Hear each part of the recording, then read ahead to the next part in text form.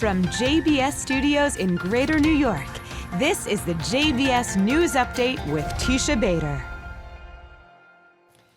I'm Teisha Bader with the JBS News Update for Tuesday, November the 19th, 2024. An IDF reserve soldier was killed by an explosive-laden drone launched by terror group Hezbollah in Lebanon this morning. He is 30-year-old Sergeant First Class in Reserve Omer Moshe Geldor.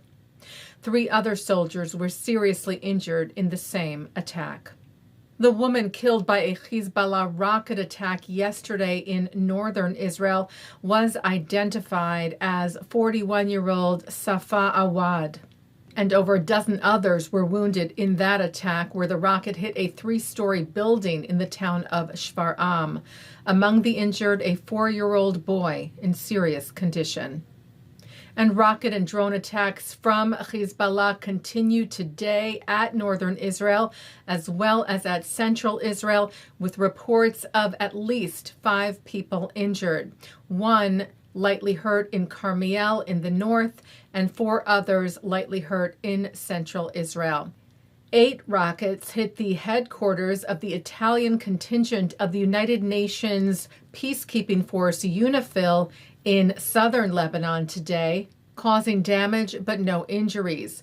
The Times of Israel reports that Italy's defense ministry initially blamed Israel for the incident, but then said later that it did not have the right information and that Hezbollah was responsible. The IDF said Hezbollah also fired a rocket that hit another separate UNIFIL post in southern Lebanon earlier today, causing a number of injuries, it said, and damage to the post, saying this is one of many fired by Hezbollah in a barrage launched toward Israel this morning.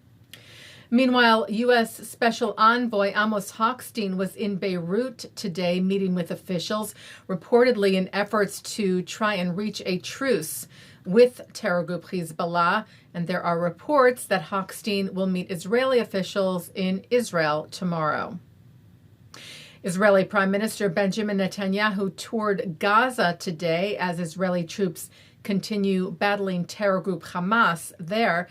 Netanyahu saying of the troops, they have achieved excellent results toward our important objective. Hamas will not rule in Gaza. He said, we are eliminating its military capabilities in very impressive fashion. We are moving on to its governing abilities. And we are not yet done. Hamas will not be in Gaza. Netanyahu said, we are also making an effort from here and everywhere to locate our hostages and bring them back. We are not relenting here. We will continue to do so until we bring them all back, both the living and the deceased.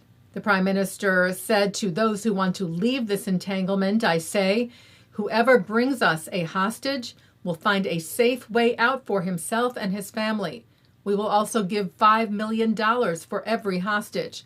Choose. The choice is yours, but the result will be the same. We will bring them all back. The 101 hostages still being held by Hamas in Gaza have now been captive for 410 days. The United States Treasury imposed sanctions on 6 officials of Hamas today.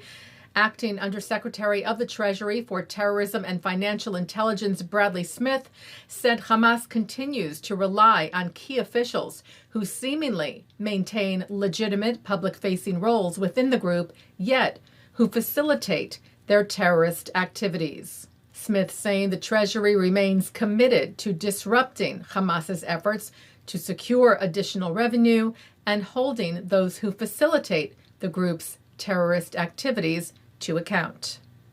Well, the Anti-Defamation League held its 30th anniversary concert against hate last night at the Kennedy Center in Washington, D.C., honoring those who stand against anti-Semitism and hate in a year when such hate hit new heights after the October 7th Hamas massacre. The star-studded evening was emceed by actor and comedian Ben Stiller. Israeli singer Eden Golan sang her Eurovision song October Rain with the National Symphony Orchestra, something CEO Jonathan Greenblatt called a powerful rebuke to all the anti-Semitism she faced at that contest in Europe earlier this year. Greenblatt said that coming off an emergency trip I took to Amsterdam after the vicious attacks against Israeli soccer fans there, it reminded me how important it is for us to speak out. Australian singer Sia dedicated her hit song Titanium to the survivors of the Nova Music Festival massacre on October the 7th. And the ADL Spotlight Award went to record executive and talent manager Scooter Braun for bringing the Nova Music Festival exhibition to the United States, seen by countless people in New York City, Los Angeles, and now Miami. Taking a look now at our programming for tonight on JBS for Tuesday, November the 19th. At 7 o'clock, Amy Elman talks about strategies for combating anti-Semitism during her presentation at the ISGAP-Oxford Summer Institute.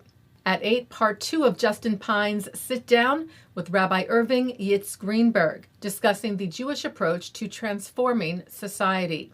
At 9, it's Helen Nash on L'chaim. At 10, the ILTV's Insider, which is also coming up next. And at 10:30, it's an encore of the news.